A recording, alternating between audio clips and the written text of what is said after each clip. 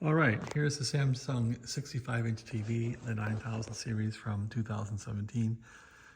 I have the two brackets on the back, and this will attempt to go on to the wall mount downstairs. At any rate, wish me luck getting it back down these damn steps.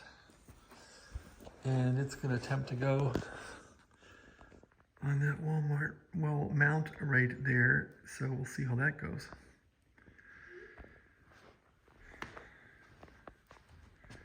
All I must do now is get it down the stairs, but for people that own these, I wanted to show that yes, you can mount it with an M8 screw here and an M6 screw here, and using the spacers, and yes, there's a little gap there, so it all works out. Some guy was saying use some wheel assembly, some ridiculous stuff like that. Nope, you don't need that, just do it like this.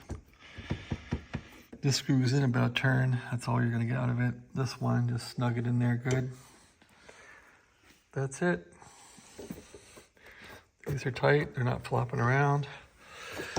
Well, that one is. I guess I gotta put a washer in that one. And that one's good. Okay, thanks for watching, have a great day.